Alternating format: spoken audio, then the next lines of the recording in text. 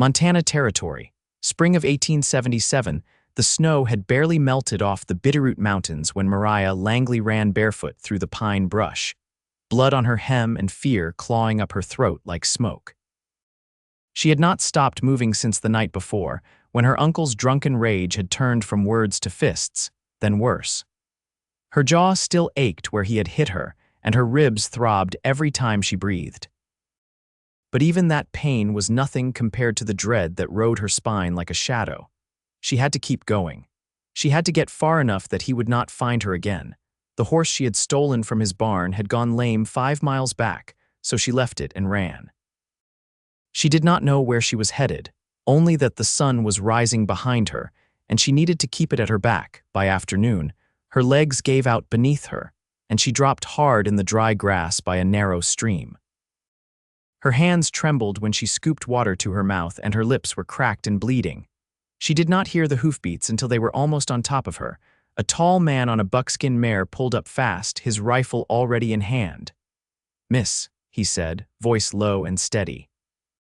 "You all right?" She flinched and scrambled backward, her fingers digging into the dirt. "I ain't gonna hurt you," he said, tossing his rifle down into the grass beside him like it meant nothing. "Name's Merritt Logan. I got a cabin not far from here." "You look like you need rest." Mariah's eyes flicked to the rifle, then back to his face. He was not harsh, looking like her uncle or the men who drank with him.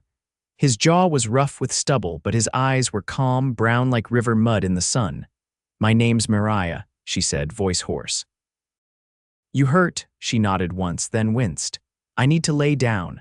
Merritt stepped off his horse and crouched beside her, slow and careful. "Let me help you up. I will get you somewhere safe." She tried to stand but almost fell again. He caught her under the arms and lifted her gently, like she was something breakable. She did not know why she trusted him, but she did. His cabin was a 10-minute ride up the ridge. He held her steady in the saddle in front of him, his arm around her waist, not tight, just enough to keep her from slipping off. She could feel the heat of him through his shirt, the steady rise and fall of his chest. He did not speak much, just clicked softly to the horse and kept a sharp eye on the trees. The cabin was built solid into the base of a hill, with a lean-to barn and a corral out back. He helped her down and guided her inside. The room smelled like wood smoke and soap. There was a cot by the hearth and a table with 2 chairs, everything clean but worn. "You can rest here," he said. "I will get some water warming." Mariah sat on the edge of the cot, legs shaking. She watched him move around the room, lighting the stove, pouring water into a basin. He was quiet and careful, never looking at her too long, never stepping too close. "Where did you come from?" he asked gently, setting a tin cup beside her. "My uncle's place. East of here, near Stevensville." He nodded once. "Did he do that to your face?" She hesitated, then nodded too. He crouched again, his brows pulled low. "You do not have to go back, not ever." Tears stung her eyes before she could stop them. She looked away, but his hand found hers. "You are safe now," Merritt said, voice low. "I promise you." She stayed in his cabin that night. He gave her the cot and slept by the fire. In the morning, he brought her eggs and cornbread, and she ate like she had not in days. He never asked questions she did not want to answer. He did not touch her unless she needed help. And every time she looked at him, something in her chest loosened just a little. 3 days passed. Then 4. He took her with him to check the horses, taught her how to feed the chickens, showed her which berries were safe along the trail. She started to smile again. Just small ones, but they came easier now. One morning she stood on the porch with his coat wrapped around her and watched the sun break over the trees. Merritt came up behind her, quiet as always. "You sleep all right?" he asked. She nodded. "Better than I ever have."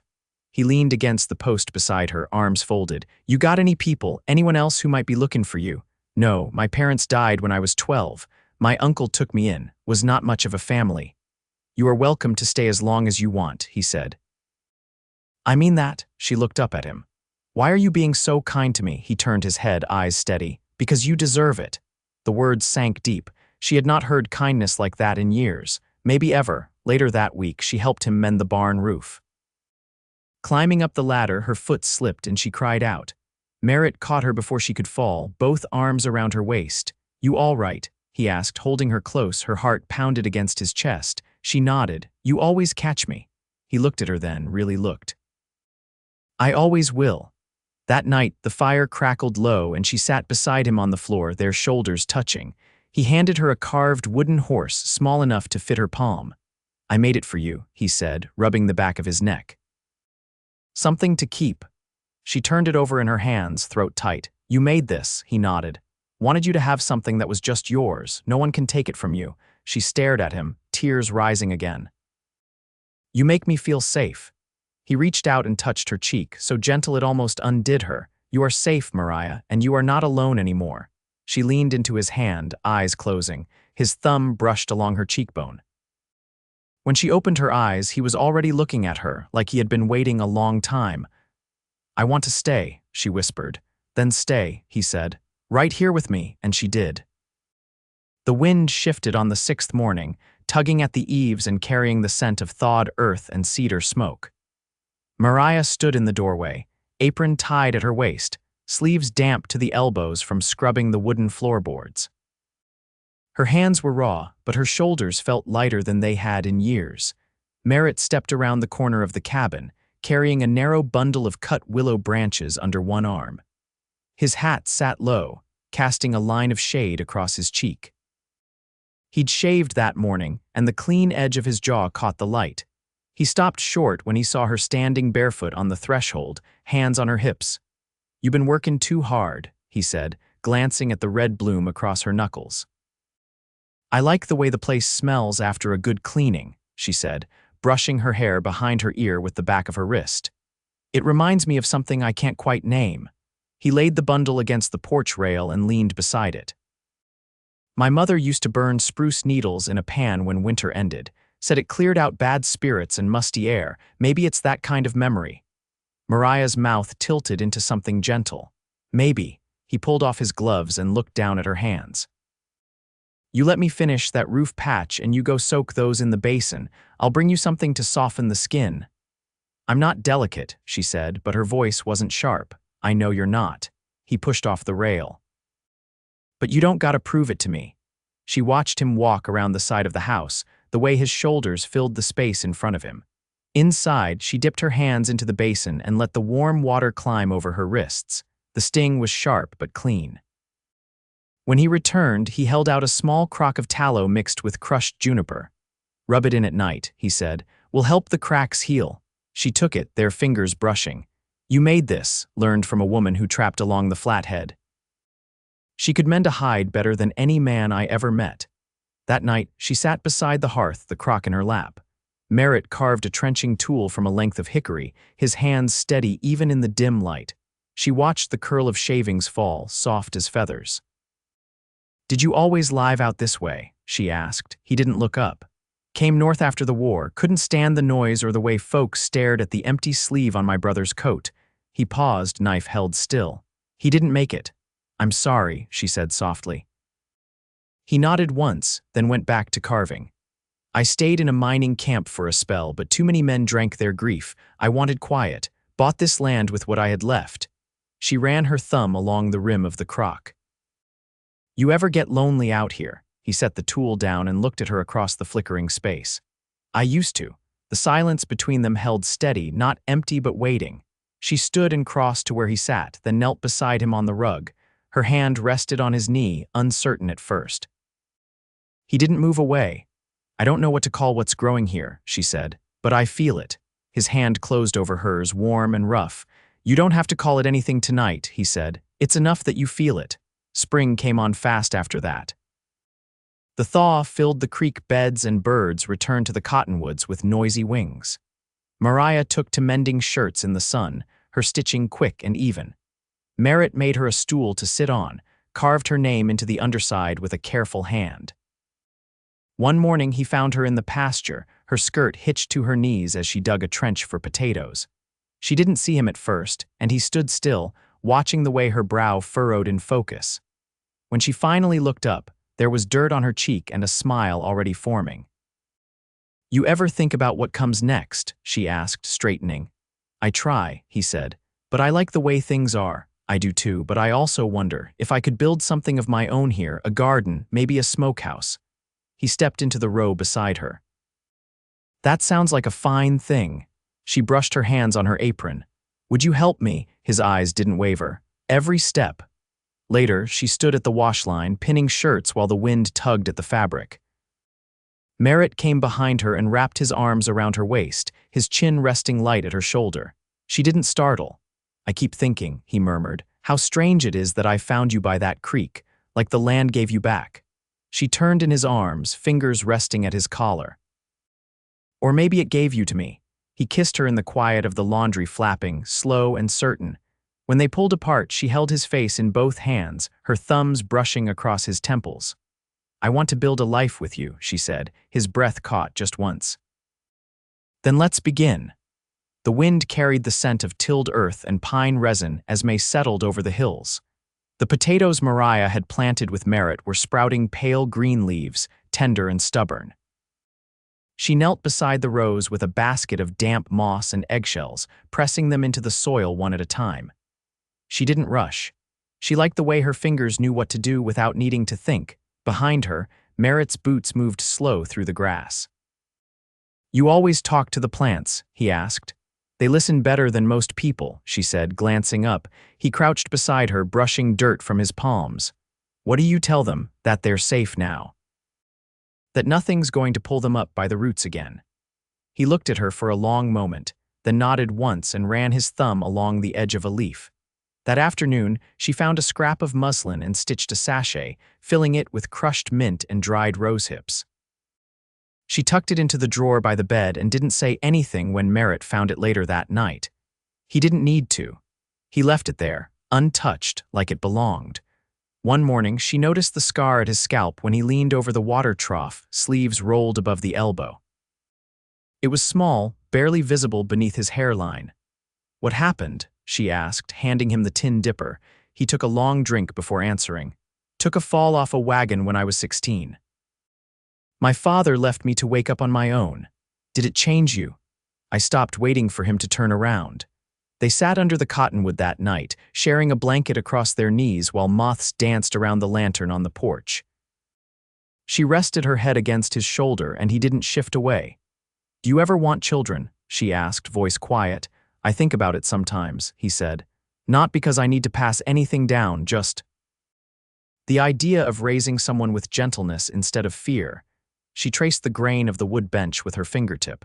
I don't know if I can. I don't mean my body, I mean everything else. You don't owe anything to what broke you, he said. I know, but you got more strength in you than you realize. She turned her face toward him. Would it scare you if I didn't want a family the way folks expect? He took her hand without hesitation. Nothing about you could scare me. The next day, a wagon creaked up the trail, drawn by two mules with coats like ash and smoke. Merritt rose from the field with his rifle slung low and his hat pulled forward. Mariah stood beside him, arms crossed, breath tight. The driver was a woman no older than 30, her sleeves pushed up and her hair tied back with leather cord. She raised a hand in greeting. Name's Elsie Brannock, she said. I'm headed north to Fort Owen with supplies. Heard there was a man near the ridge who could mend tack better than most. That'd be me, Merritt said. What needs fixing? Cinches and a bridle strap. And I got a dog with a thorn in its paw if either of you know how to calm down a fool creature. Mariah stepped forward. I might. The dog was wiry and bone-thin, but it let Mariah touch its paw after she whispered something low and steady. She didn't look up until the thorn was out and the pad cleaned. You've got the hands of a healer, Elsie said, watching her. I only ever learned what I needed to survive. Same difference. When Elsie left with her wagon repaired and her dog limping less than before, she handed Mariah a small canvas pouch. You ever think about making salves proper, let me know, she said. There's women on the trail who'd pay fair for someone who knows what they're doing. That night, Mariah sat beside the fire with the pouch in her lap, staring at the dried herbs inside. You could do it, Merritt said. If you wanted. I'm not sure I'd know where to begin. You already have. She looked up at him, something steady and new sparking behind her eyes. Would you help me build a still room? Of course I would. And maybe a place to keep notes, a ledger, recipes.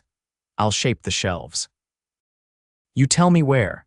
They didn't kiss that night. They didn't need to. The way she leaned into him, the way his hand rested at the back of her neck as the fire dimmed, said more than mouths ever could. They stayed like that until the coals turned to ash and the dark outside deepened.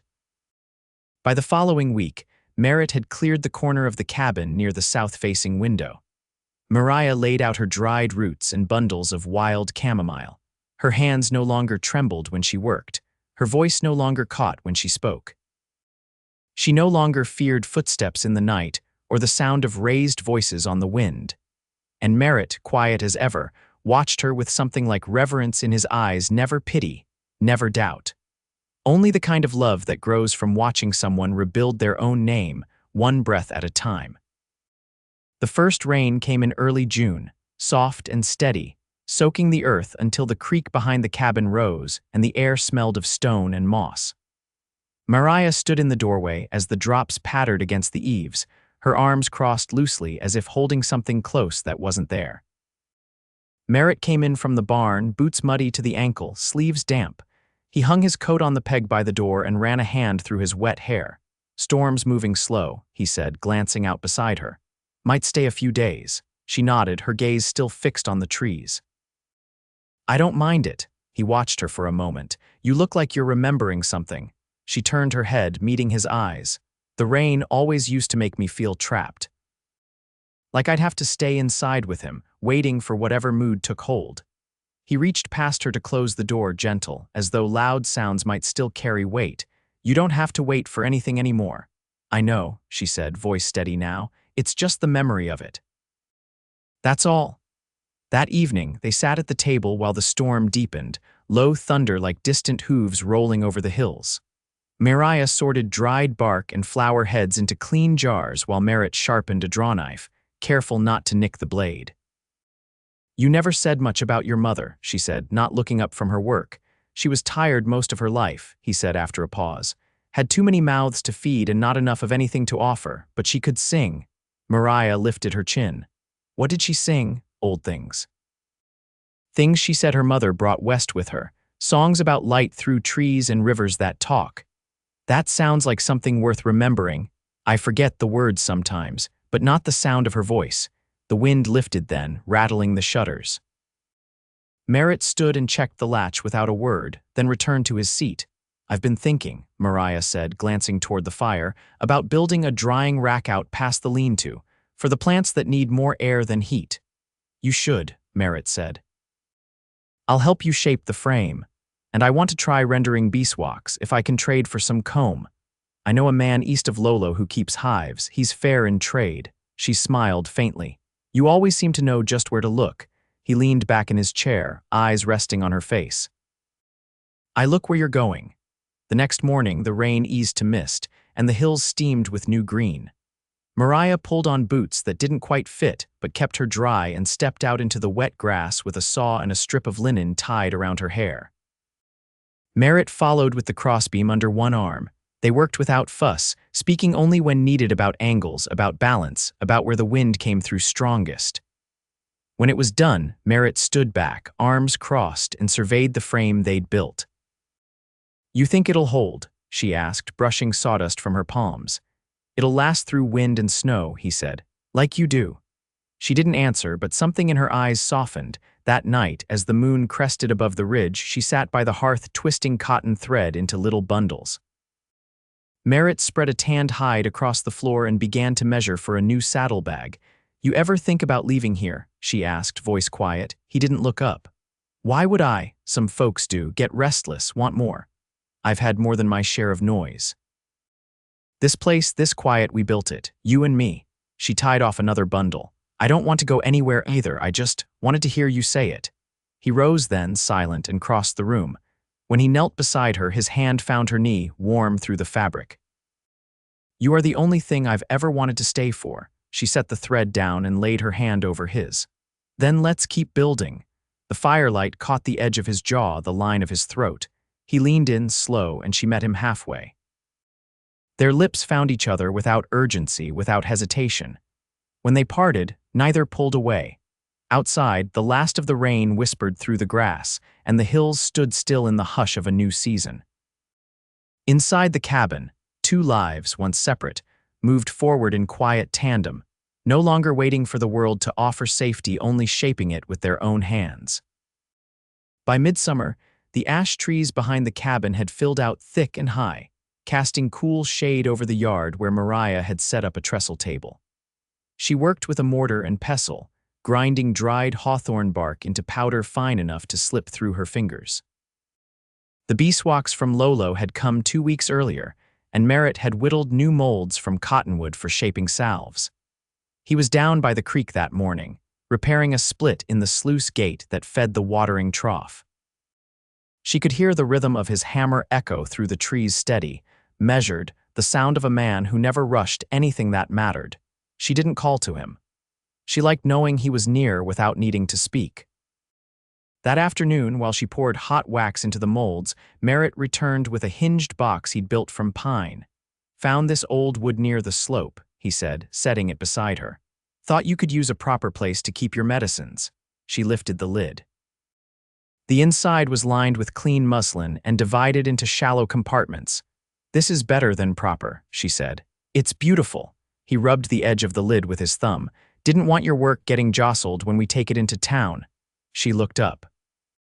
"You think we're ready for that?" "I do. There's a woman near Grantsdale who lost her husband last winter. Folks say she's been trying to care for her youngest through the croup.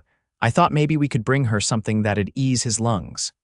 Mariah traced the rim of the wax mold. "I've got mullein and bee balm. I can mix them with pine sap, maybe a touch of honey if we've got enough left." "We've got enough."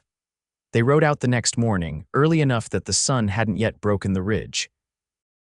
Merritt led the way down the narrow trail, his rifle slung across his back, just in case. Mariah sat straight in the saddle, the medicine box tied behind her, her hair braided and pinned beneath her bonnet. They reached the homestead by mid-morning. The woman, Mrs.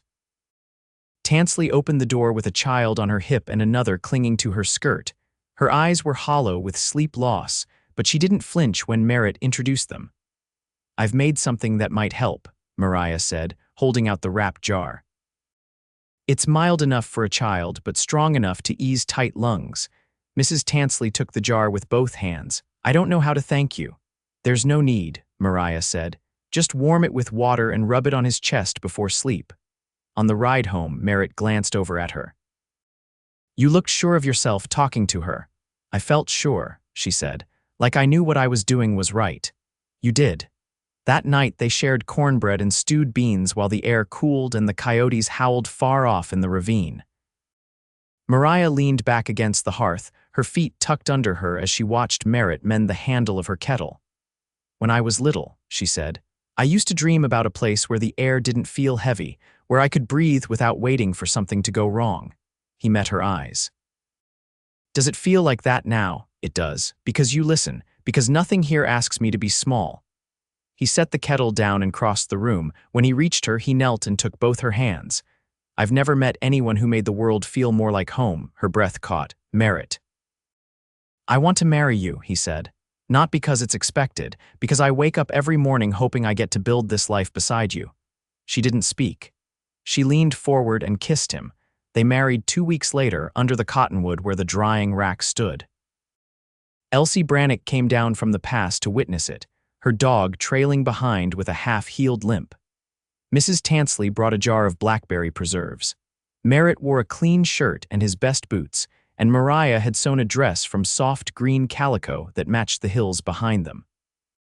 They spoke no vows aloud but held hands while the wind stirred the leaves. And when Merritt lifted her veil and kissed her, it was not a beginning, but a folding into what had already been growing, sure and quiet, all along. In the months that followed, their days filled with work and rest, both given equal weight. Mariah's medicines became known through the valley. People brought her wild mint, beeswax, and stories in exchange for salves and teas. Merritt added a second stall to the barn and took in a half-broken gelding from a neighbor who couldn't handle him. By the first frost, the horse followed him like a shadow.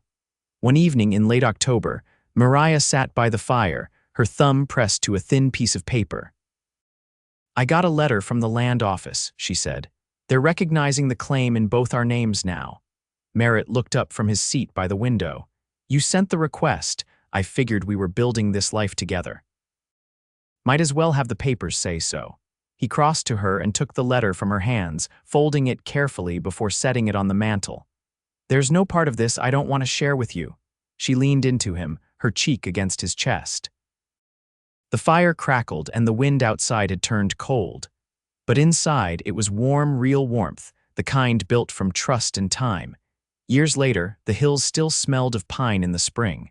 The garden behind the cabin grew thick with sage and yarrow. Children came sometimes, brought by their mothers to learn what Mariah knew about healing, about patience, about listening to what the land offered. Merritt built benches for them to sit on, and sometimes he'd watch from the porch, whittling small wooden horses for their pockets.